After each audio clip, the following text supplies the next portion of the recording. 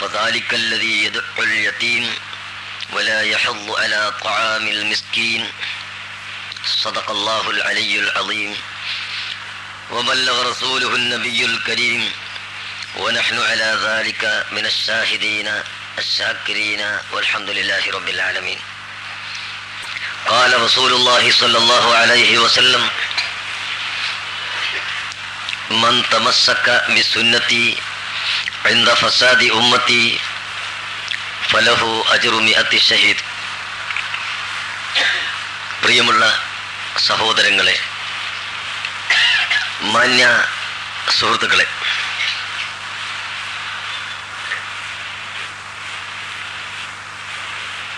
സുദീർഘമായി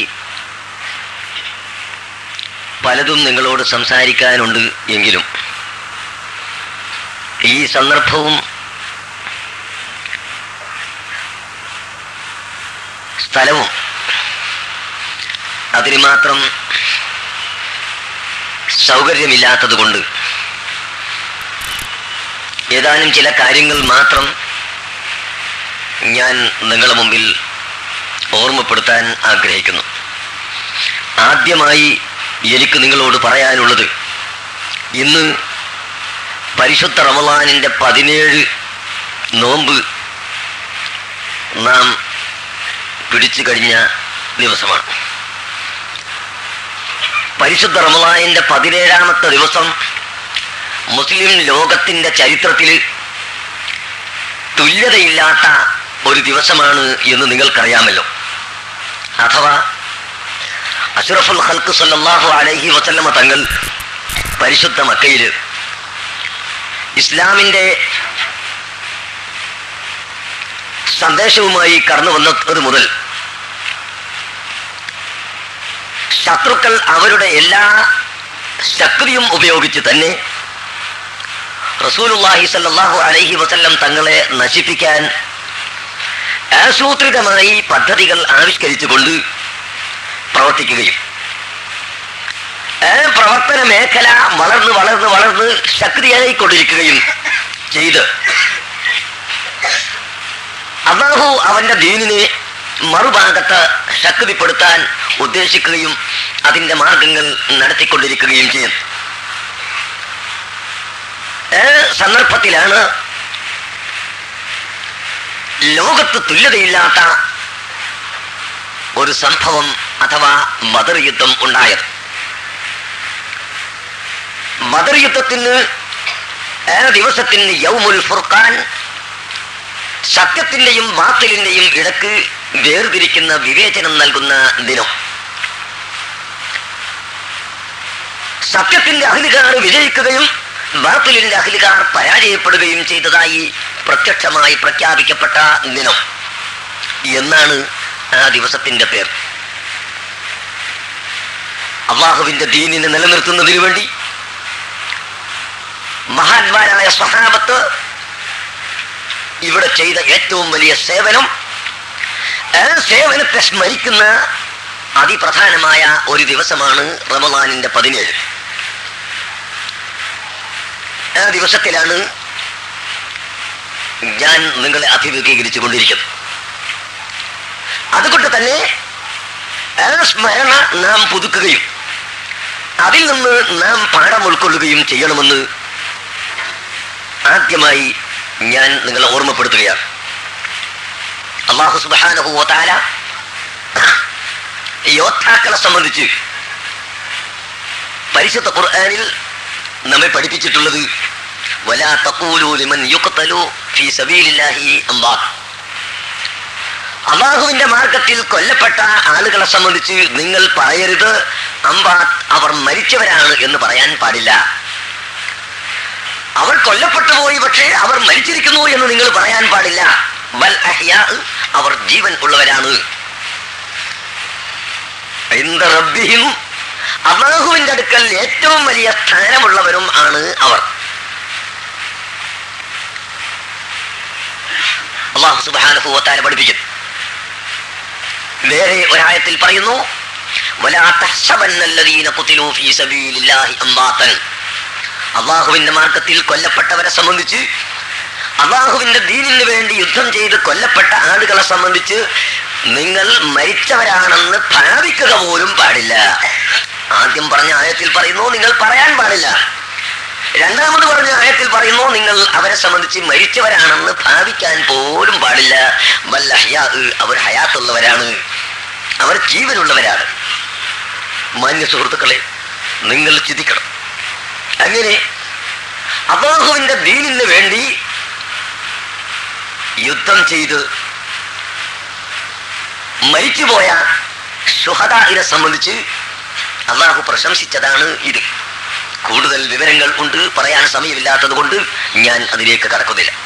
ഇത് ബദർ യുദ്ധത്തിൽ സന്നിഹിതരായ സ്വഹാബത്തിനെ സംബന്ധിച്ച് മാത്രമല്ല, ഉഹദ് യുദ്ധത്തിൽ സന്നിഹിതരായ സ്വഹാബത്തിനെ സംബന്ധിച്ച് മാത്രമല്ല, ഖൈബറിൽ പോയ സ്വഹാബത്തിനെ സംബന്ധിച്ച് മാത്രമല്ല, മറിച്ച് ഖിയാമത്ത് നാൾ വരെ ഉള്ള മുഴുവൻ ശുഹദാഇനെ സംബന്ധിച്ചുമാണ് ഈ പറഞ്ഞിട്ടുള്ളത്. നമ്മുടെ കേരള മുസ്ലിംകളെ സംബന്ധിച്ച് പറഞ്ഞാൽ കേരളത്തിന്റെ ഒരറ്റം മുതൽ മറ്റേ അറ്റം വരെ നാം എടുത്തു പരിശോധിച്ചു നോക്കിയാൽ നമ്മുടെ മുൻകാലികളിൽ, നമ്മുടെ പൂർവീകന്മാരിൽ ധാരാളം ശുഹദാ ഉണ്ട് എന്ന് നമുക്ക് കാണാൻ കഴിയും. ഏറ്റവും അധികം ശുഹദാ ഉള്ളത് കേരളത്തിൽ മലപ്പുറം ജില്ലയിലാണ്. മലപ്പുറം ശുഹദാ, ഓമാനൂർ ശുഹദാ, മുട്ടിയറ ശുഹദാ, പുല്ലാറ് ശുഹദാ, അങ്ങനെ വെല്ലിയൂർ ശുഹദാ, ഇങ്ങനെ മലപ്പുറം ജില്ലയിലെ ഏകദേശം 100ഓളം സ്ഥലത്ത് ശുഹദാക്കന്മാർ അന്ത്യവിശ്രമം കൊള്ളുന്നുണ്ട്.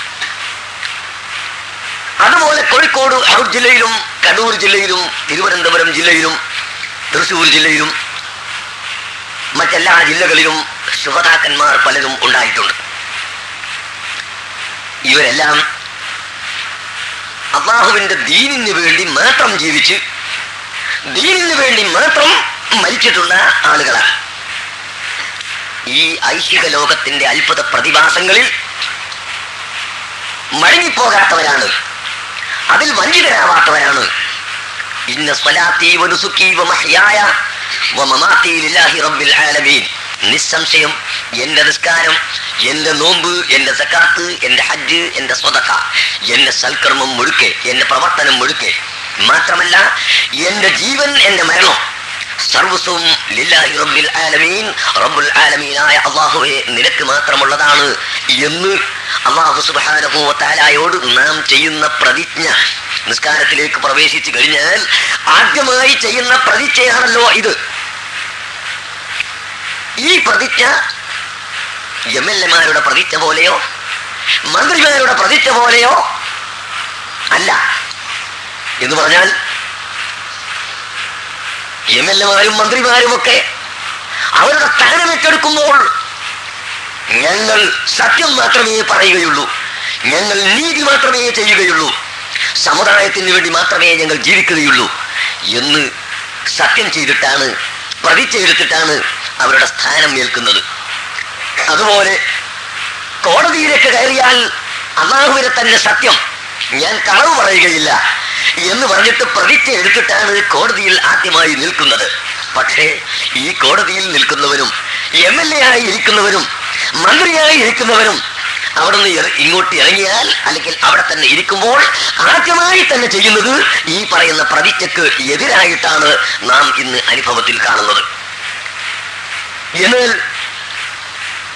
അതുപോലെയല്ല, ഇതാരെയും ബോധ്യപ്പെടുത്താനല്ല, ആരെയും അറിയിക്കാനല്ല, നിസ്കാരത്തിലേക്ക് പ്രവേശിച്ച് രഹസ്യമായിട്ട് അടുത്തിരിക്കുന്ന ആള് പോലും കേൾക്കാത്ത വിധത്തിൽ അല്ലാഹുവിനോട് പറയുന്ന ഒരു പ്രതിജ്ഞയാണ് എന്റെ നിസ്കാരവും എന്റെ സർവസ്വ ഇബാദത്തുകളും എന്റെ ജീവനും എന്റെ മരണവും സർവ്വകാര്യങ്ങളും അല്ലാഹുവേ നിനക്ക് മാത്രം ആണ് എന്ന്. ഈ പറയുന്ന പ്രതിജ്ഞ നിസ്കരിച്ചു കഴിഞ്ഞ് ഇങ്ങോട്ട് തിരിഞ്ഞ ഉടനെ തന്നെ മാറ്റിക്കഴിഞ്ഞാൽ അല്ലാഹുവിനോട് ചെയ്യുന്ന ഒരു വഞ്ചനയാണ്, അല്ലാഹുവിനോട് ചെയ്യുന്ന കടുത്ത ധിക്കാരമാണ്. അതുകൊണ്ട് തന്നെ മഹാന്മാരായ അമ്പിയാക്കളും മഹാന്മാരായ സ്വഹാബത്തും ഔലിയാക്കളും സാലിഹികളും ആരിഫീങ്ങളും അവർ ചെയ്യുന്ന പ്രതിജ്ഞ പരിപൂർണമായി പാലിച്ചിട്ടുണ്ട്. അവർ വഞ്ചന ചെയ്തിട്ടില്ല, അവർ അതിൽ കൃത്രിമമായി ഒന്നും തന്നെ പറഞ്ഞിട്ടില്ല. അങ്ങനെ എന്റെ ജീവൻ അള്ളാഹുവിൻ്റെതാണ്, എന്റെ മരണം അള്ളാഹുവിൻ്റെതാണ്, എന്റെ ശരീരം അള്ളാഹുവിൻ്റെതാണ്, എന്റെ സമ്പത്ത് അള്ളാഹുവിൻ്റെതാണ്, എന്റെ സർവസ്വവും അള്ളാഹുവിൻ്റെതാണ് എന്ന് പറയുന്ന ഈ മനുഷ്യൻ അതേ നിലക്ക് തന്നെ ചെയ്യുന്നു. അതിന്റെ ഒരു ചെറിയ ഉദാഹരണമാണ് ബഹുമാനപ്പെട്ട ശുഹദാക്കളുടെ ചരിത്രം. ഞാൻ കൂടുതലായി അതിലേക്ക് കടക്കുന്നില്ല. നിങ്ങൾ കേട്ട ചരിത്രമാണ്. ഞാൻ തന്നെ നിങ്ങളെ കേൾപ്പിച്ചിട്ടുണ്ടായിരിക്കാം ഒരു പക്ഷേ. ബഹുമാനപ്പെട്ട കുഞ്ഞുമരക്കാർ ഷഹീദ് റളിയല്ലാഹു അൻഹു വെളിയങ്കോട്ടുകാരനായിരുന്ന പൊന്നാനിക്കാരനായിരുന്ന ഒരു ചെറുപ്പക്കാരൻ. അദ്ദേഹത്തിന്റെ ചരിത്രം സുദീർഘമാണ്. ആ ചെറുപ്പക്കാരൻ പോർത്തുഗീസുകാരോട് യുദ്ധം ചെയ്ത് മരിച്ചു എന്ന് മാത്രമല്ല, അദ്ദേഹത്തെ ശത്രുക്കൾ ഉരുവിന്റെ കരയിൽ വെച്ച് വെട്ടി മുറിച്ച് 7 കഷ്ണമാക്കി മത്സ്യം മുറിക്കുന്നത് പോലെ മുറിച്ച് കടലിലേക്ക് എറിഞ്ഞു കളഞ്ഞു. എന്തിനായിരുന്നു ഇത്? ഇന്നത്തെ ലോകത്തിന് അത് കാര്യമായി മനസ്സിലാവുകയില്ല. പലിശ വാങ്ങുന്നതിൽ മടിയില്ല, കളവ് പറയുന്നതിൽ യാതൊരു മടിയുമില്ല, വേശ്യാലയം നടത്തുന്നതിൽ മടിയില്ല, കള്ളുഷാപ്പുകൾ നടത്തുന്നതിൽ മടിയില്ല. ഇങ്ങനെയുള്ള കൗമിനി ബഹുമാനപ്പെട്ട കുഞ്ഞുമരക്കാർ ഷഹീദ് മരിച്ചത് എന്തിനാണ് എന്ന് ചിന്തിച്ചാൽ എത്തും പിടിയും കിട്ടുകയില്ല. പക്ഷേ യഥാർത്ഥമായ മുഅ്മിനിന് അതിന്റെ ഗൗരവം മനസ്സിലാക്കാൻ കഴിയും. മുഅ്മിനായ മനുഷ്യരെ സംബന്ധിച്ച് പറഞ്ഞാൽ അല്ലാഹു തആല വെറുത്ത കാര്യം ഏറ്റവും അധികം വെറുക്കുന്നവനാണ്. വ്യഭിചാരത്തെ സംബന്ധിച്ച് അല്ലാഹു സുബ്ഹാനഹു വ തആല പറയുന്നു, വ്യഭിചാരം ഏറ്റവും നീചവും നികൃഷ്ടവും ദുഷിച്ചതും നേറിയതുമായ പ്രവർത്തനം ആകുന്നു. വല്ലാഹു ലഅഗ്യറു, അല്ലാഹു സുബ്ഹാനഹു വ തആല അതിനെ ഏറ്റവും അധികം വെറുക്കുന്നവനാണ്. അല്ലാഹു തആല അതിനെ കഠിനമായി വെറുക്കുന്നവനാണ് എന്ന്. ആ നിലക്ക് മുസ്ലിം സ്ത്രീകളെ ബലാത്കാരമായി വ്യഭിചാരത്തിന് വേണ്ടി, വേശ്യാവൃത്തിക്ക് വേണ്ടി പിടിച്ചു കൊണ്ടുപോയ പോർത്തുഗീസുകാരനോട് യുദ്ധം ചെയ്ത് അവരിൽ നിന്ന് പലരെയും കൊലപ്പെടുത്തി മുസ്ലിം സ്ത്രീകളെ വീണ്ടെടുത്ത് തിരിച്ച് ഇറങ്ങി വരാൻ ഉദ്ദേശിച്ചപ്പോൾ പിൻഭാഗത്തിൽ നിന്ന് വെട്ടിക്കൊന്നു കളഞ്ഞ മഹാനായ കുഞ്ഞുമരക്കാർ ഷഹീദ് റളിയല്ലാഹു അൻഹു ഇസ്ലാമിന്റെ രക്ഷയ്ക്ക് വേണ്ടി, ഇസ്ലാമിന്റെ ഉയർച്ചയ്ക്ക് വേണ്ടി യുദ്ധം ചെയ്തിട്ടുള്ള വ്യക്തിയാണ്. അതുപോലെ മലപ്പുറം ശുഹദാ എന്നറിയപ്പെടുന്ന ആ മഹാന്മാർ, സാധാരണ അഹമ്മദും പോക്കരും കുട്ടീസനും കുഞ്ഞാലിയും ഇവരൊക്കെ ആയിരുന്നു സാധാരണക്കാരായിരുന്നു. അവർ പണ്ഡിതന്മാരായിരുന്നില്ല, അവർ ആലിമീങ്ങളായി അറിയപ്പെട്ടവരായിരുന്നില്ല. അവർ ഒരു പക്ഷേ ജീവിതത്തിൽ പണ്ടെന്തെങ്കിലും തെറ്റുകൾ ഒരു പക്ഷെ സംഭവിച്ചു പോയിട്ടുള്ളവരായിരിക്കാം. എന്നാലും അവരുടെ ഈമാനികമായ ആവേശം കൊണ്ട് മുസ്ലിം സമുദായത്തിന്റെ ഐസത്ത് നിലനിർത്താൻ രക്തസാക്ഷികളായ മഹാന്മാരാണ്. നിങ്ങൾ കേട്ടിട്ടാകും മലപ്പുറത്തെ ജുമാഅത്ത് പള്ളി പൊളിച്ചു നീക്കാനുള്ള തീരുമാനം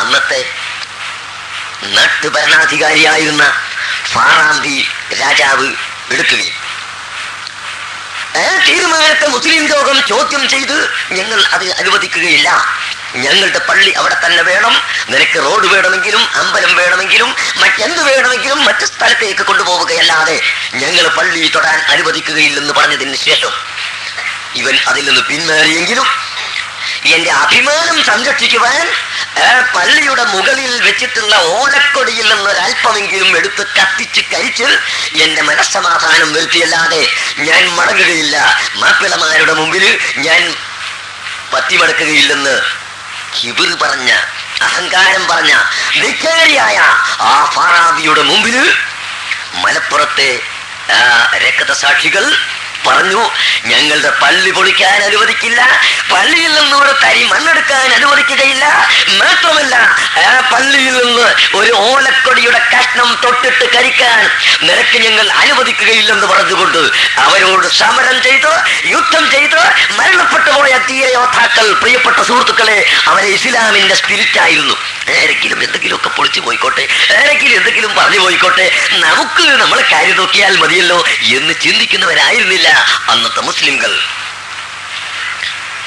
ഭൗതികമായ കസേരക്ക് വേണ്ടിയോ, ഭൗതികമായ നേട്ടത്തിന് വേണ്ടിയോ, ഭൗതികമായ പേരിന് വേണ്ടിയോ, പ്രശസ്തിക്ക് വേണ്ടിയോ സമരം നടത്തിയവരായിരുന്നില്ല.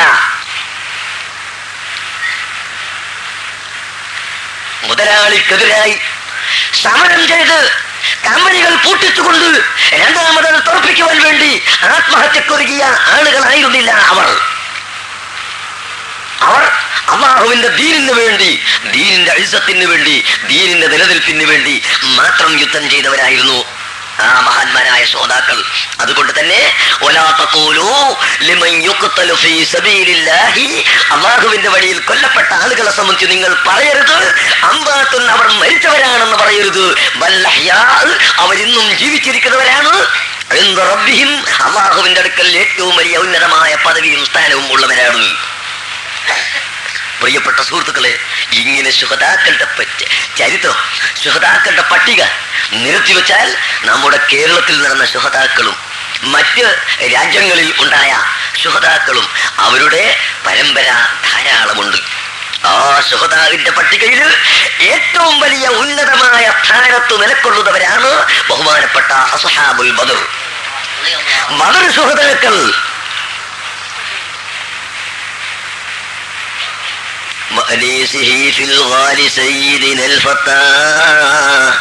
ബഹുമാനപ്പെട്ട അഷ്റഫുൽ ഖൽഖ് സ്വല്ലല്ലാഹു അലൈഹി വസല്ലം തങ്ങളോടുകൂടി ഗാർ എന്ന് പറയുന്ന ആ ഗുഹയിൽ അങ്ങയുടെ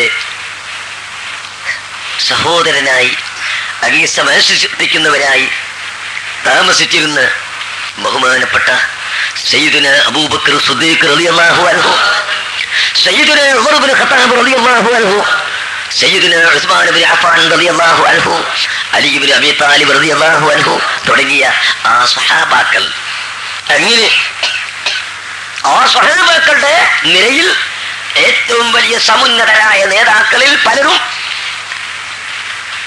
ബദർ യുദ്ധത്തിൽ സന്നിഹിതരായവരുണ്ട്. ആ ബദർ യുദ്ധം പ്രിയപ്പെട്ട സുഹൃത്തുക്കൾ, യുവാക്കൾ ചിന്തിക്കണം.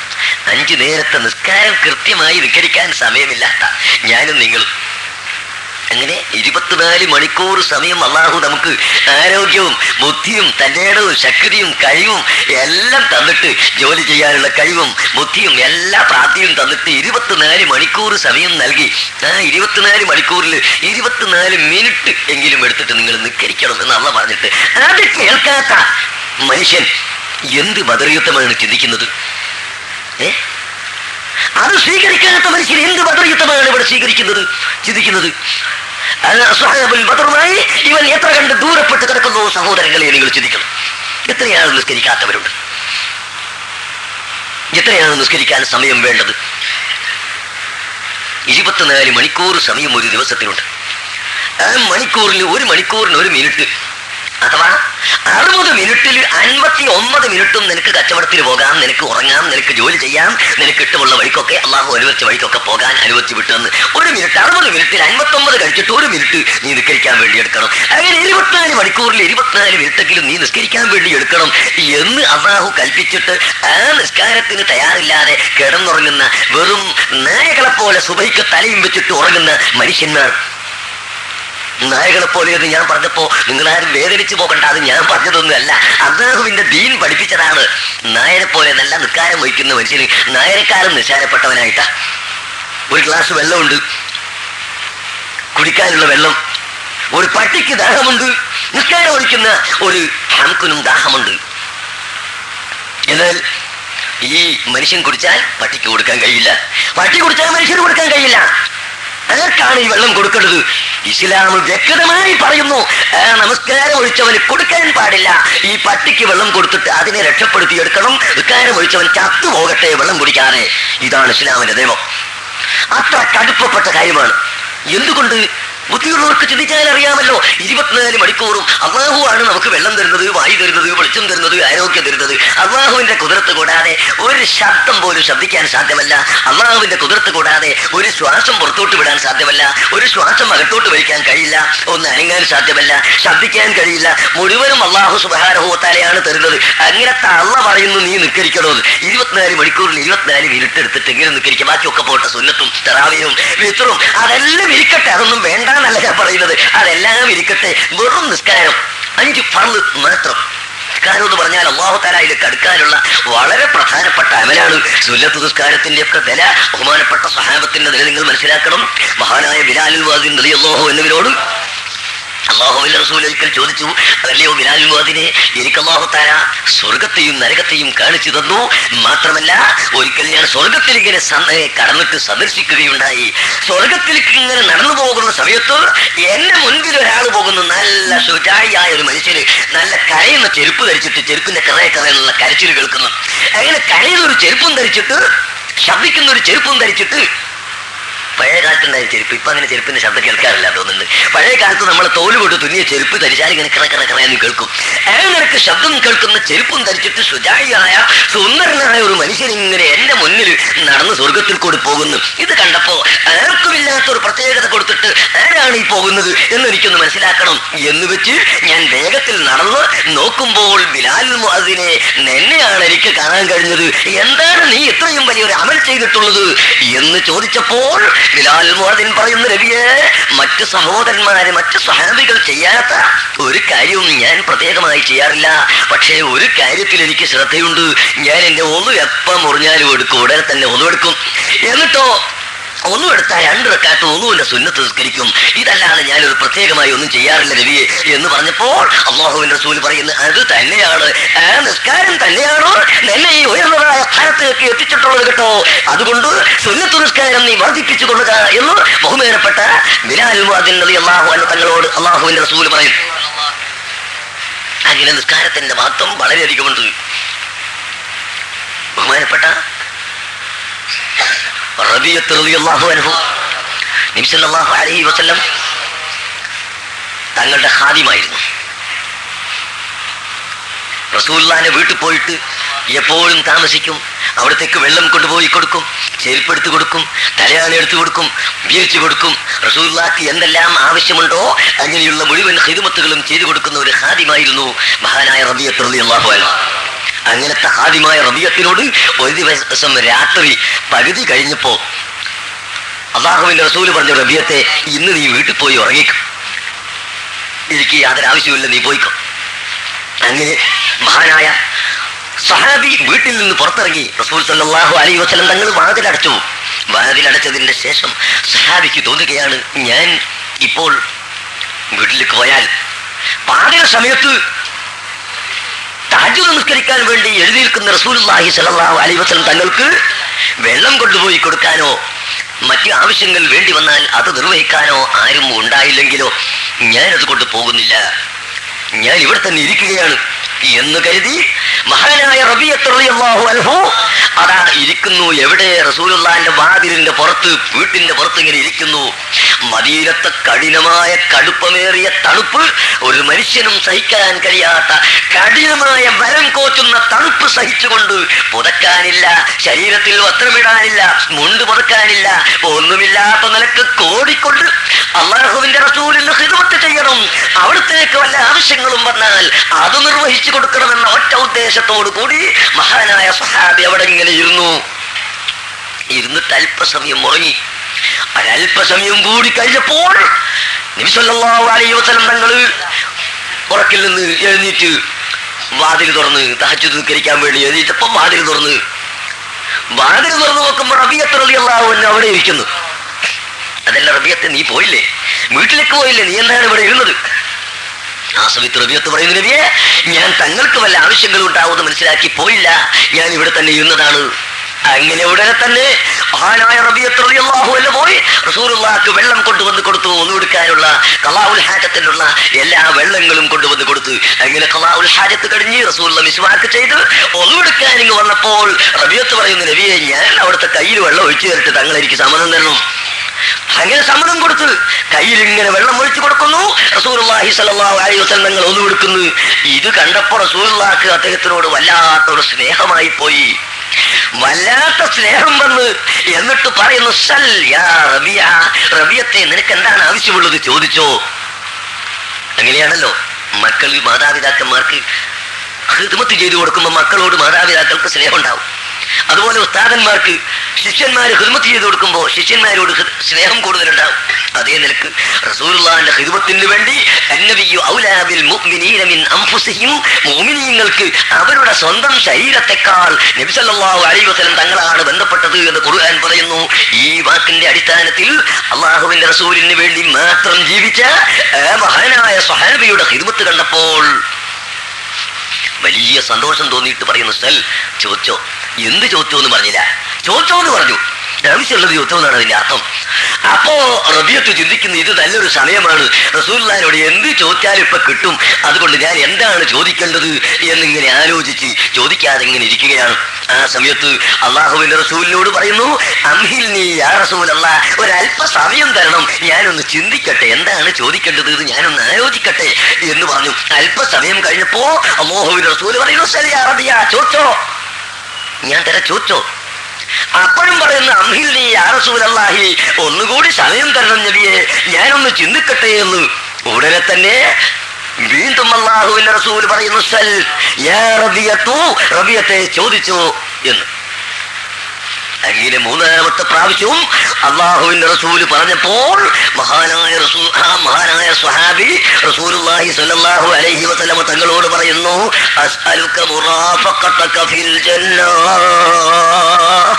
അള്ളാഹുവിന്റെ റസൂലേ, എനിക്ക് അങ്ങയോട് ചോദിക്കാനുള്ളത്, നാളെ മഹ്ശറ ലോകത്ത് എല്ലാ ജനങ്ങളും ഒരുമിച്ച് കൂടുമ്പോൾ ഞങ്ങൾക്ക് സാധുവായ എനിക്ക് ഒരു പക്ഷേ സ്വർഗം അല്ലാഹു തആല തന്നാൽ തന്നെയും ഞാൻ സ്വർഗത്തിന്റെ താഴെ പടിയിലായിരിക്കും, തങ്ങൾ സ്വർഗത്തിന്റെ ഏറ്റവും വലിയ മഹോന്നതമായ സ്ഥാനത്തുമായിരിക്കാം. അങ്ങനെ വരുമ്പോൾ തങ്ങളെ കാണാൻ എനിക്ക് കഴിയില്ല, തങ്ങളെ സദസ്സിലേക്ക് വരാൻ കഴിയില്ല, തങ്ങൾക്ക് ഖിദ്മത്ത് ചെയ്യാൻ കഴിയില്ല. അതുകൊണ്ട് അസ്അലുക മുറാഫഖതക ഫിൽ ജന്നah, തങ്ങൾ താമസിക്കുന്ന സ്വർഗത്തിന്റെ പ്രൈവറ്റ് റൂമിലേക്ക് കടന്നു വരാനും അവിടെ ഉല്ലസിക്കാനും അവിടെ വന്നിട്ട് തങ്ങൾക്ക് ഖിദ്മത്ത് ചെയ്യാനുമുള്ള അധികാരം എനിക്ക് തരണം നബിയേ.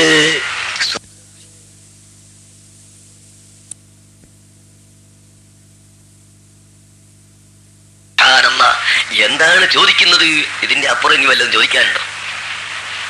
സ്വർഗം തരണോന്ന് ചോദിച്ചാലും തരക്കേടില്ല. സ്വർഗത്തിന്റെ ഏറ്റവും ഉന്നതമായ പദവി എവിടെ എനിക്ക് കടന്നു വരണം, അത് എനിക്ക് തരണമെന്നാ പറയുന്നത്.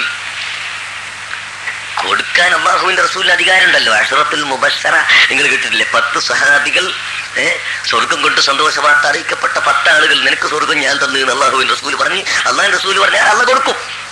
അതുപോലെ വേറെയും ധാരാളം സഹാബികൾ ഉണ്ട് സ്വർഗത്തിനെ കൊടുത്തിട്ടുള്ള ആളുകൾ. ആ കൂട്ടത്തിൽ സ്വർഗം തരണമെന്നല്ല പറയുന്നത്, സ്വർഗത്തിന്റെ ഏറ്റവും വലിയ ഉന്നതമായ മഹോന്നതമായ സ്ഥാനം അവിടത്തേക്ക് കടന്നു വരാൻ ചെയ്യണം. ഇത് പറഞ്ഞപ്പോ റസൂൽ ചോദിക്കുന്നത്, അവ ഗൈറ ദാലിക യാ റബിയ, ഇത് എന്തൊരു ചോദ്യമാണ് നീ ചോദിക്കുന്നത്? ആവശ്യമുള്ളൊരു ചോദ്യം എന്ന് പറഞ്ഞാൽ ഇങ്ങനൊരു ചോദിക്കലുണ്ടോ? അതുകൊണ്ട് അത് ഒഴിവാക്കി അതിന്റെ താഴോട്ട് വേറെ വല്ലതും ഉണ്ടെങ്കിൽ ചോദിക്കണം, ഇത് ഒഴിവാക്കണം എന്ന് അല്ലാഹുവിന്റെ റസൂൽ പറയുമ്പോൾ റബിയത്ത് പറയുന്നു, നബിയേ, തങ്ങൾ എന്നോട് ചോദിച്ചോന്ന് മാത്രമേ പറഞ്ഞിട്ടുള്ളൂ, ഇന്നത് ചോദിക്കണമെന്ന് പറഞ്ഞിട്ടില്ല. അതുകൊണ്ട് എനിക്കത് തന്നെ കിട്ടിയേ പറ്റൂ, അതിന്റെ താഴോട്ടുള്ള മറ്റൊന്നും എനിക്ക് വേണ്ട എന്നങ്ങ് പറഞ്ഞപ്പോൾ അല്ലാഹുവിന്റെ റസൂല് പറയുന്നു,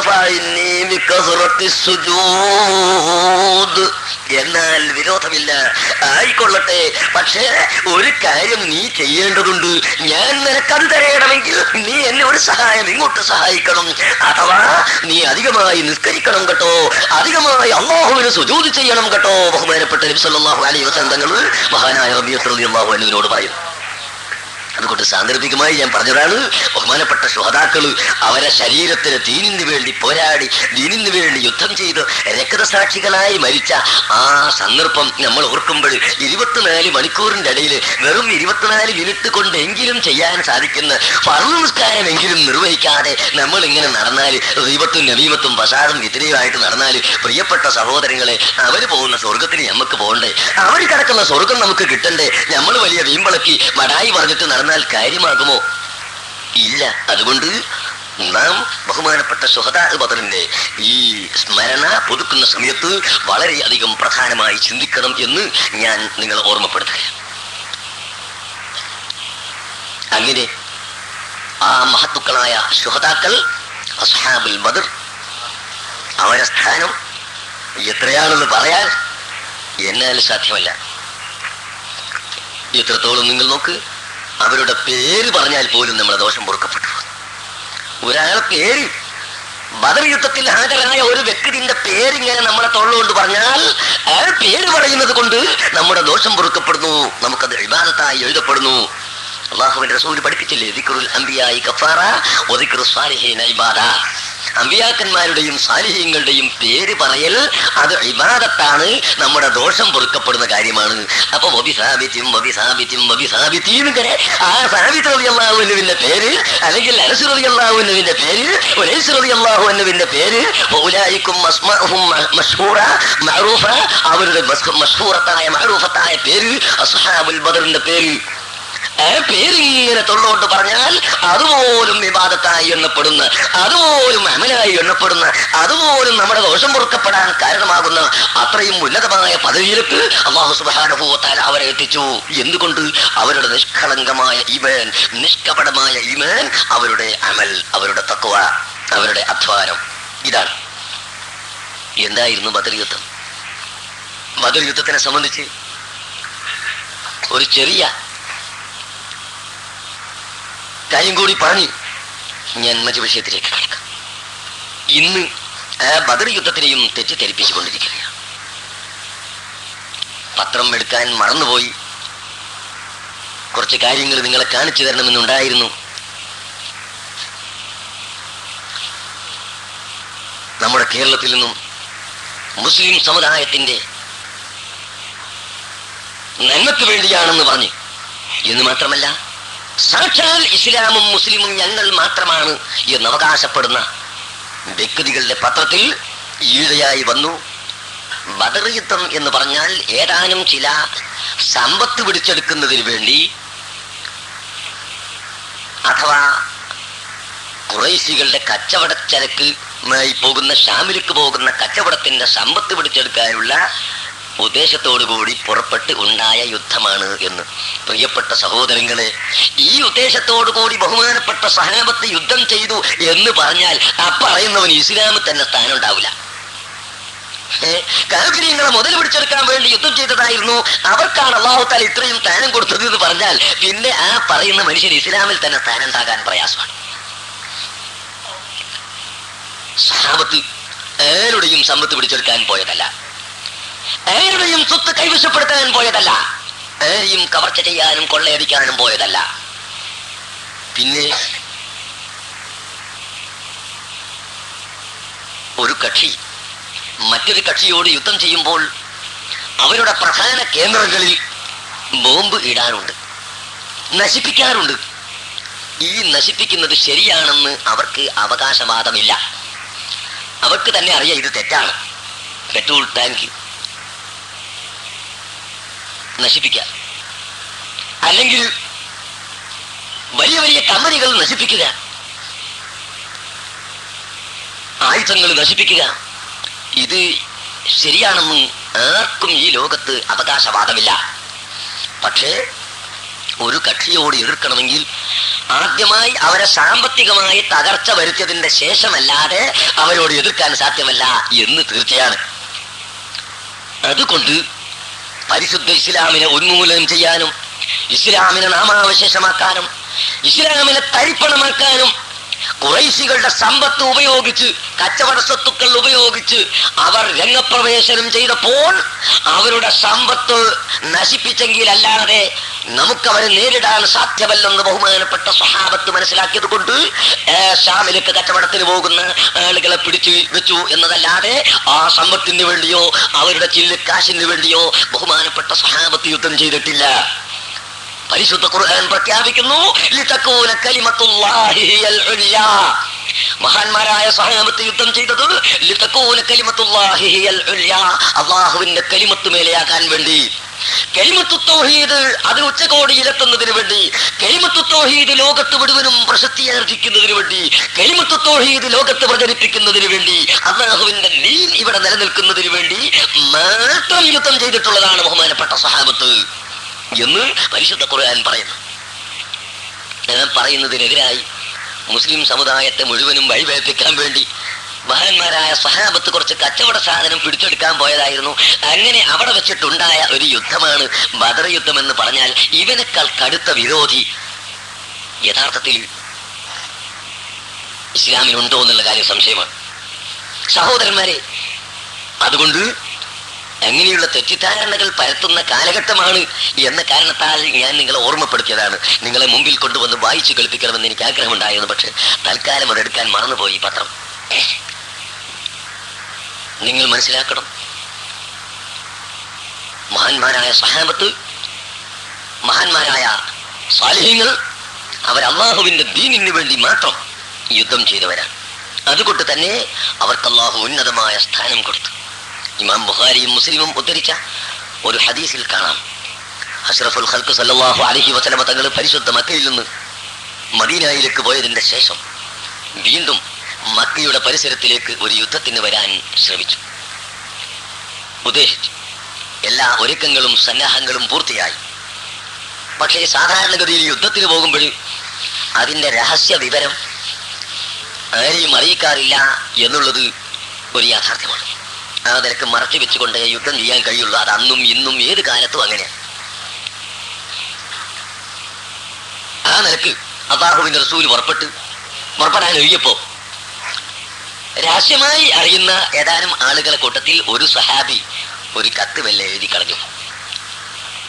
മക്കത്തെ എന്റെ അഹ്ലികാർക്ക് കാഫിര്യങ്ങൾക്ക് എഴുതി അറിയിക്കുന്നു, ഞങ്ങൾ ഇങ്ങനെ യുദ്ധത്തിന് വരുന്നുണ്ട്, വേണ്ട ഒരുക്കങ്ങളൊക്കെ എഴുതി എടുത്തോളൂന്ന്. ഈ വിവരം അല്ലാഹു തആല നേരത്തെ തന്നെ റസൂലുള്ളാഹിക്ക് അറിയിച്ചു കൊടുത്തു. ഈ വിവരം അല്ലാഹു തആല റസൂലുള്ളാഹി സ്വല്ലല്ലാഹു അലൈഹി വസല്ലം തങ്ങൾക്ക് അറിയിച്ചു കൊടുത്തു. എങ്കിൽ റസൂൽ എന്ന് പറയുന്നത് നമ്മുടെ രഹസ്യങ്ങൾ ചോർത്തുകൊണ്ട് ഒരെഴുത്തുമായി ഇവിടെ നിന്ന് ഒരു സ്ത്രീ പുറപ്പെട്ടിരിക്കുന്നു. ആ സ്ത്രീ ഹാഹ് എന്ന് പറയുന്ന തോട്ടത്തിൽ ആണ് ഇപ്പോൾ ഉള്ളത്. മക്ക മദീനയുടെ ഇടയിൽ ആ തോട്ടത്തിൽ എത്തിയിരിക്കുന്നു.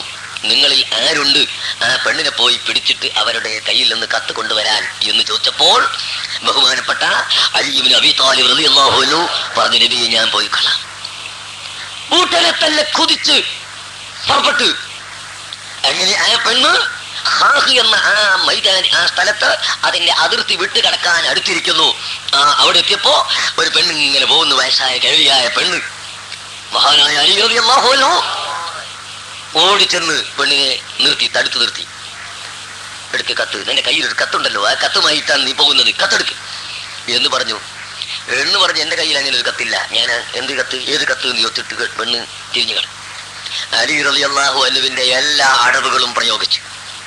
ധീരനായ സിംഹക്കുട്ടിയായ ഗർജിക്കുന്ന സിംഹത്തെ പോലെ ഏറെ കണ്ടാലും ഭയപ്പെട്ടു പോകുന്ന ഗർജനങ്ങൾ മുഴുവനും പ്രയോഗിച്ചുവെങ്കിലും പെണ്ണ് അനങ്ങിയില്ല, പെണ്ണ് കത്ത് കൊടുത്തില്ല.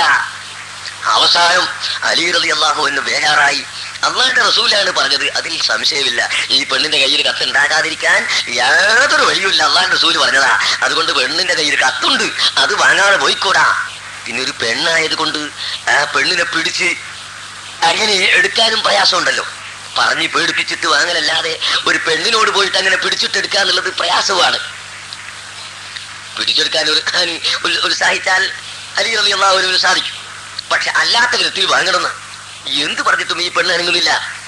അവസാനം പെണ്ണിനോട് പറഞ്ഞു, നീ ഒരു കാര്യം മനസ്സിലാക്കണം, അല്ലാഹുവിന്റെ റസൂലാണ് പറഞ്ഞിട്ടുള്ളത് നിന്റെ കയ്യിൽ കത്തുണ്ട് എന്ന്. അതുകൊണ്ട് ഞങ്ങൾക്ക് സംശയമില്ല, ഉടനെ കത്ത് തരണം. തന്നിട്ടില്ല എങ്കിൽ നിന്നെ ഞാൻ പിടിച്ചു കൊണ്ടുപോയി ജനങ്ങളുടെ മധ്യത്തിൽ നിർത്തി തുണി കഴിച്ച് വഷളാക്കും എന്ന് പറഞ്ഞപ്പോൾ അത് ഒരു പെണ്ണിന് സഹിക്കാൻ കഴിയാത്തതാണ്. അതുകൊണ്ട് പേടിച്ച് പെട്ടെന്ന് മുടിന്റെ ഉള്ളിൽ ചുരുട്ടി വെച്ചിരുന്ന ആ കത്തെടുത്തിട്ട് ഇങ്ങ് കൊടുത്തു. സ്വല്ലല്ലാഹു അലൈഹി വസല്ലം തങ്ങളെ കയ്യിൽ കൊണ്ടുപോയി കൊടുത്തു. അവിടെ ചെന്ന് വായിച്ചു നോക്കുന്ന സമയത്ത് മിൻ ഹാത്തിബിൻ ഇബ്നു ബൽതഅത ഇലാ കുഫാരി ഖുറൈശ്, ഹാത്തിബ് എന്ന പേരായ ഒരു സഹാബി എഴുതുന്ന എഴുത്താണ്. മക്ക കുഫാറുകളിലേക്ക് എഴുതുന്ന എഴുത്ത്. ഈ എഴുത്തിന് വായിച്ച ഉടനെ അല്ലാഹുവിന്റെ റസൂല് ഹാത്തിം എന്ന സഹാബിയോട് ചോദിക്കുന്നു, അതല്ലയോ ഹാത്തിബേ, നീ എഴുതിയത് തന്നെയാണോ ഇത്? ആ സമയത്ത് അദ്ദേഹം പറയുന്നു, അതേ നബിയെ, ഞാൻ എഴുതിയതാണ്.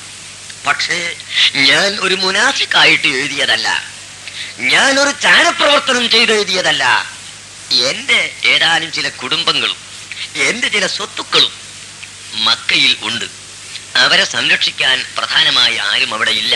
അതുകൊണ്ട് എന്റെ ഒരു കത്തുകന് കിട്ടിയാൽ അവര് അവിടുത്തെ കാഫിര്യങ്ങൾ എന്റെ കുടുംബത്തിനെയും എന്നെ സ്വത്തിനെയും ആക്രമിക്കുകയില്ല എന്ന് മനസ്സിലാക്കി ഞാൻ എഴുതിയതാണ്.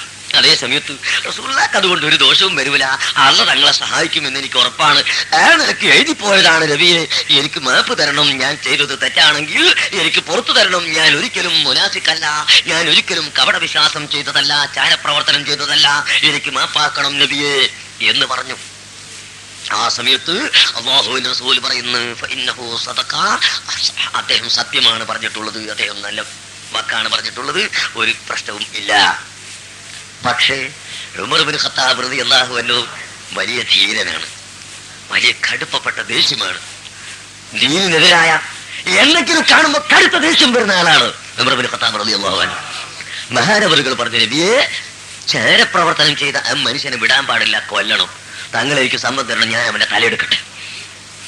ആ സമയത്ത് റസൂലുള്ളാഹി സ്വല്ലല്ലാഹു അലൈഹി വസല്ലം തങ്ങൾ മുഖം പകർച്ചയായി, മുഖം ചുവന്ന് പെട്ടെന്ന് ചോദിക്കുന്നു, ഉമർ ഇബ്നു ഖത്താബിനോട് ചോദിക്കുന്നു, ഉമറേ നീ എന്താണ് മനസ്സിലാക്കിയത്? ആ സഹാബി ആരാണെന്നറിയോ? ബദർ യുദ്ധത്തിൽ ഹാജരായ ബദരീങ്ങളെ കൂട്ടത്തിൽപ്പെട്ട ആളാണ്. ലഅല്ലല്ലാഹ ഖദ് ഇത്തല അലാ അഹ്ലി ബദരിൻ ഫഖാല ഫഅലൂ മാ ശിഅ്തും ഫഖദ് ഗഫർതു ലക്കും ഖാല റസൂലുള്ളാഹി. അള്ളാഹുവിന്റെ റസൂല് പറയുന്നു, ബദരീങ്ങളോട് അള്ളാഹു സുബ്ഹാനഹു വ തആല പറഞ്ഞിരിക്കുന്നു, എന്ത്? ബദരീങ്ങളെ, നിങ്ങൾക്ക് ഞാൻ മുഴുവനും പുറത്തു തന്നിരിക്കുന്നു, നിങ്ങൾക്ക് ഇഷ്ടമുള്ളതൊക്കെ ചെയ്യാം എന്ന് അല്ലാഹു തആല ഒരു പക്ഷേ അവരോട് പറഞ്ഞിട്ടുണ്ടായിരിക്കാം. അത്രയും അധികം മഹാത്മ്യമുള്ളവരാണ് അസ്ഹാബുൽ ബദർ കേട്ടോ. അതുകൊണ്ട് അവരെ പറ്റി മുണ്ടിപ്പോകരുത്, അവരെ പറ്റി ദോഷമായ ഒരു വാക്ക് പോലും പറഞ്ഞു പോകരുത് എന്ന് അഷ്റഫുൽ ഖൽഖ് സല്ലല്ലാഹു അലൈഹി വസല്ലം തങ്ങൾ മഹാന്മാരായ സഹാബത്തിനോട് പറയും. ഈ പറഞ്ഞത് കൊണ്ട് ബദരീങ്ങൾക്ക് എല്ലാ ഹറാമും അല്ലാഹു തആല ഹലാലാക്കി കൊടുത്തു എന്നല്ല. അല്ലാഹു തആല ഒരു മനുഷ്യനും ഹറാമിന് ഹലാലാക്കി കൊടുക്കലില്ല. ചില കള്ള ശൈഖന്മാര് നമ്മളെ നാട്ടിലൊക്കെ ഉണ്ട്. ഇപ്പൊ ശൈഖ് കച്ചവടത്തിന്റെ കാലം.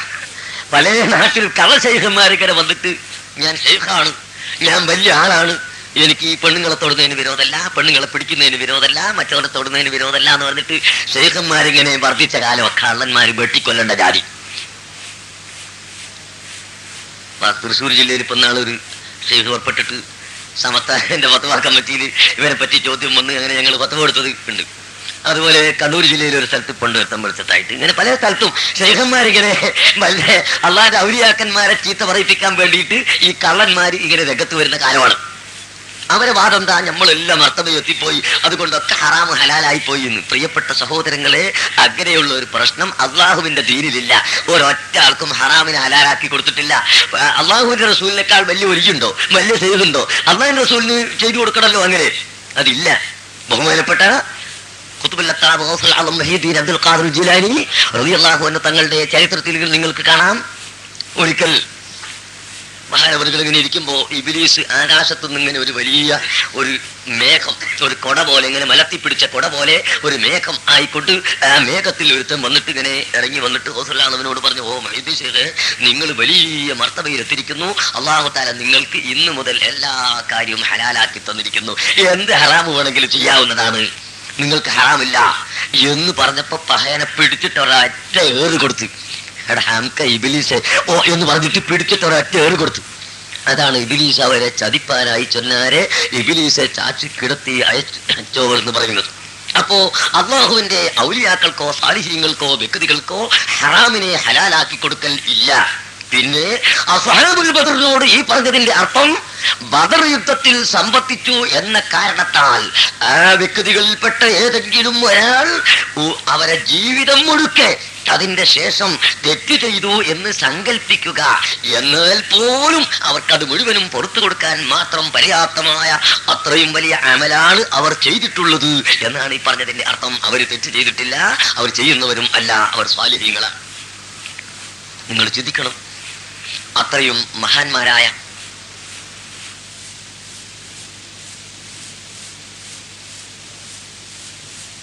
നമ്മളെയും അവന്റെ സ്വർഗത്തിൽ ഒരുമിച്ച് കൂട്ടിത്തരട്ടെ. അവരെ ബഹുമാനം കൊണ്ട് അല്ലാഹു തആല നമ്മളെ സ്വാലിഹീങ്ങളിൽ പുറത്തു തരട്ടെ. നമ്മുടെ എല്ലാ ദോഷങ്ങളും അല്ലാഹു തആല പുറത്തു തരുമാറാകട്ടെ. പ്രിയപ്പെട്ട സുഹൃത്തുക്കളെ, യുവാക്കളെ, ചെറുപ്പക്കാരെ, നിങ്ങൾ തിങ്ങി നിറഞ്ഞ് ഈ മജ്‌ലിസിൽ ഒരുമിച്ച് കൂടിയ ഈ സമയത്ത് എനിക്ക് നിങ്ങളോട് പറയാനുള്ളത്, മഹാന്മാരായ അസ്ഹാബുൽ ബദറിന്റെ ചരിത്രം അഴിവിറക്കുന്ന സമയം, അവരെ സ്മരണ ലോകത്ത് മുഴുവൻ മുസ്ലിംകളും സ്മരിക്കുന്ന പുതുക്കുന്ന ഈ സന്ദർഭം, അസ്ഹാബുൽ ബദറിന്റെ ചരിത്രത്തിൽ നിന്ന് പാഠം ഉൾക്കൊള്ളുന്ന ഈ സമയം നാം നമ്മെ സംബന്ധിച്ചൊന്ന് ചിന്തിക്കണം. നമുക്കിന്ന് അവരെ പോലെ വാള് കൊണ്ട് യുദ്ധം ചെയ്യാനില്ല, അവരെ പോലെ കുന്തങ്ങളെ കൊണ്ട് യുദ്ധം ചെയ്യാനില്ല, അവരെ പോലെ കത്തി കൊണ്ട് യുദ്ധം ചെയ്യാനില്ല, മറ്റേതെങ്കിലും യുദ്ധങ്ങളും ഇന്ന് നമുക്കില്ല. പിന്നെ ഏറ്റവും കഠിനമായ മറ്റൊരു യുദ്ധമുണ്ട് നമുക്ക്. എന്താണെന്നറിയുമോ? അഷ്റഫുൽ ഖൽഖ് സല്ലല്ലാഹു അലൈഹി വസല്ലമ തങ്ങൾ ഒരിക്കൽ സഹാബത്തിനോട് പറഞ്ഞു, യുദ്ധം കഴിഞ്ഞ് തിരിച്ചു വന്ന ഉടനെ ശരീരമാസകലം വെട്ടുകൊണ്ട് മുറിവ് ഏറ്റ് നൂറുകണക്കായ മുറിവുകളോടുകൂടി വന്ന് വിശ്രമമില്ലാതെ വിഷമിച്ച് വേദനിച്ച് കിടക്കുന്ന ആളുകൾ ഉൾപ്പെടെയുള്ള ബഹുമാനപ്പെട്ട സ്വഹാബത്തിനോട് അല്ലാഹുവിന്റെ റസൂൽ ഒരിക്കൽ പറഞ്ഞു, ഇന്നമാ ഖറജ്നാ മിനൽ ജിഹാദിൽ അസ്ഗരി ഇലൽ ജിഹാദിൽ അക്ബർ. നാം ഇപ്പോൾ ഒരു ചെറിയ യുദ്ധത്തിൽ നിന്ന് വലിയ യുദ്ധത്തിലേക്ക് പുറപ്പെടുകയാണ്. എന്താണ് ഈ ചെയ്ത യുദ്ധം? ചെറിയ യുദ്ധമാണ്. വാളുകൊണ്ടുള്ള യുദ്ധം, പരിച കൊണ്ടുള്ള യുദ്ധം, കുന്തക്കളെ കൊണ്ടുള്ള യുദ്ധം, ആ യുദ്ധങ്ങളൊക്കെ ചെറിയ യുദ്ധമാണ്. വലിയൊരു യുദ്ധമുണ്ട്, ആ യുദ്ധത്തിലേക്കാണ് നമ്മൾ പുറപ്പെട്ടിട്ടുള്ളത്. എന്താണ് വലിയ യുദ്ധം? അത് മനുഷ്യന്റെ ദേഹ ഇച്ഛയും ആ ദേഹ ഇച്ഛക്കനുസരിച്ചിട്ട് തോന്നിവാസം പറയലും, അതാണ് അതിനോടുള്ള യുദ്ധം. അതാണ് വലിയ യുദ്ധം, ദേഹത്തിന്റെ ഇച്ഛയോടുള്ള യുദ്ധം. ദേഹം നമ്മളോട് കൽപ്പിക്കുന്നു തോന്നിവാസം പറയാൻ, നമ്മുടെ ശരീരം നമ്മളോട് കൽപ്പിക്കുന്നു തോന്നിവാസങ്ങൾ പ്രവർത്തിക്കാൻ, അനാവശ്യം പ്രവർത്തിക്കാൻ, അനാവശ്യം പറയാൻ, അനാവശ്യത്തിലേക്ക് പോകാൻ നമ്മുടെ ശരീരം നമ്മളോട് കൽപ്പിക്കുന്നു. കൽപ്പിക്കുന്നതിനോട് എതിരായി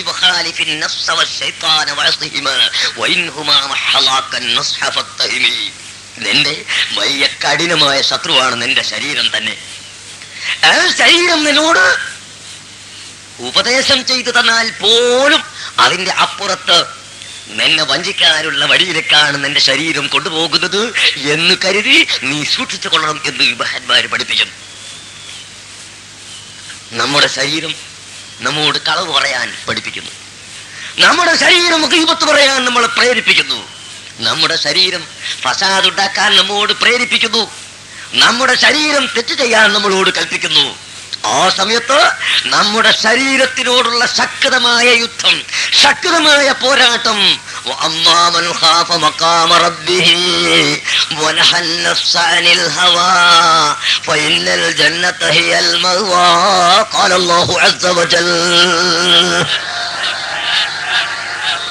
അല്ലാഹു സുബ്ഹാനഹു വ തആല പറയുന്നു,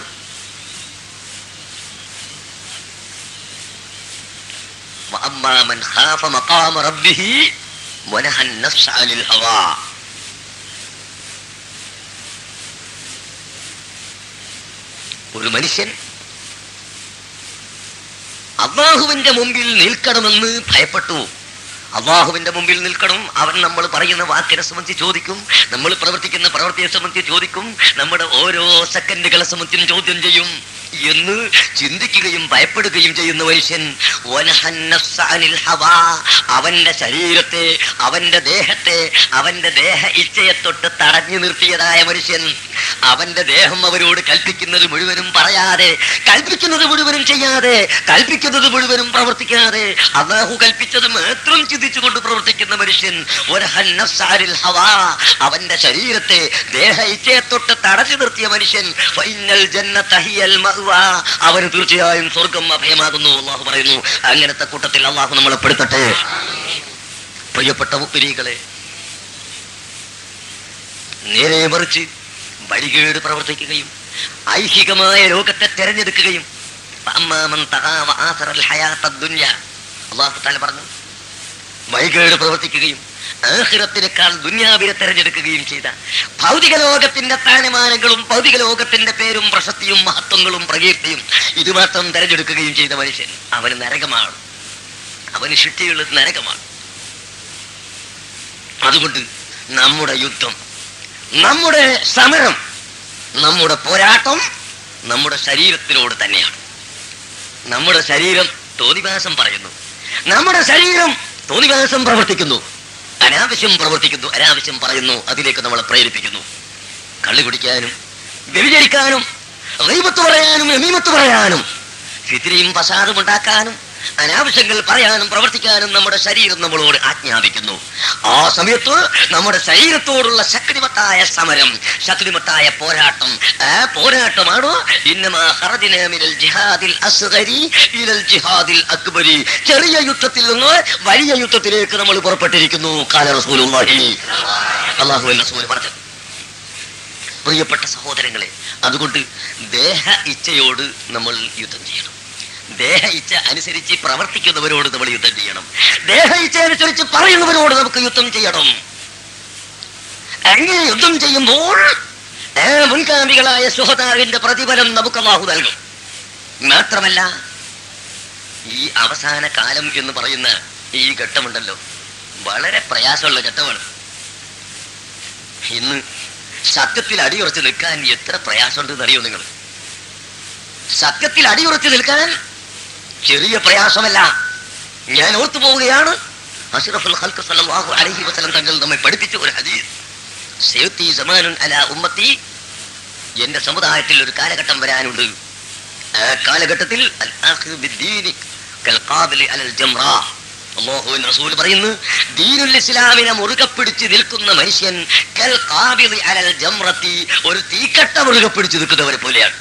നല്ല കത്തിജ്വലിക്കുന്ന തീക്കട്ട അവന്റെ കയ്യിൽ വെച്ചിട്ട് മുറുക്കി പിടിച്ചാൽ എത്രമാത്രം പ്രയാസമുണ്ടോ, അതുപോലെ അല്ലാഹുവിന്റെ ദീനിനെ മുറുകെ പിടിക്കുന്നവന് പ്രയാസകരമായ ഒരു കാലഘട്ടം എന്റെ സമുദായത്തിൽ വരാനുണ്ട് എന്ന് അല്ലാഹുവിന്റെ റസൂൽ പറഞ്ഞ ആ കാലഘട്ടത്തിലാണോ നമ്മളിപ്പോൾ ജീവിക്കുന്നത് എന്ന് പലപ്പോഴും ചിന്തിച്ചു പോകാറുണ്ട്. തെറ്റിദ്ധാരണയിൽ കുടുങ്ങിപ്പോകരുത്, കുപ്രചരണങ്ങളിൽ കുടുങ്ങിപ്പോകരുത്.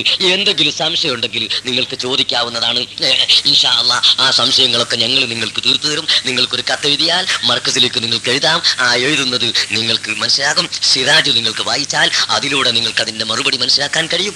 ഇങ്ങനെ എല്ലാ വിധത്തിലും നിങ്ങൾ സുന്നത്ത് ജമാഅത്തിന്റെ മുഴുവൻ സ്ഥാപനങ്ങളെയും സഹായിക്കുന്ന കൂട്ടത്തിൽ മർക്കസു സഖാഫത്തി സുന്നിയ എന്ന കേരള അടിസ്ഥാനത്തിലുള്ള സ്ഥാപനമാണ്. അത് താലൂക്കിന്റെയോ ജില്ലയുടെയോ ഒരു സ്ഥാപനമല്ല.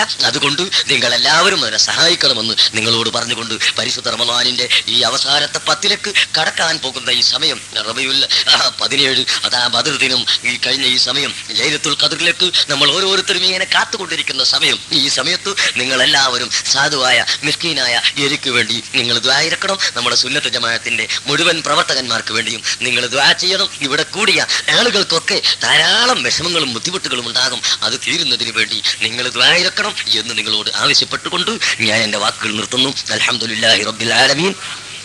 اللهم صل على سيدنا محمد وعلى آل سيدنا محمد. اللهم صل على سيدنا محمد وعلى آل سيدنا محمد. اللهم صل على سيدنا محمد وعلى آل سيدنا محمد. أرحم الراحمമായ മലിക്കുൽ ജബ്ബാറായ രാജ സയ്യിദായ തമ്പുരാനെ, ഞങ്ങളുടെ എല്ലാവരുടെയും ദോഷങ്ങൾ നീ വിട്ടുപുറത്ത് മാപ്പ് ചെയ്യണേ തമ്പുരാനെ. പടച്ചവനെ, പരിശുദ്ധ റമളാൻ മാസമാണ്. ഈ റമളാനിന്റെ ഹക്ക് പ്രകാരം അതിനെ കാത്തു സൂക്ഷിക്കാൻ ഞങ്ങൾക്ക് കഴിഞ്ഞിട്ടില്ലെങ്കിലും നീ ഞങ്ങൾക്ക് മാപ്പാക്കി തരണേ തമ്പുരാനെ. യഥാർത്ഥ മുത്തഖീ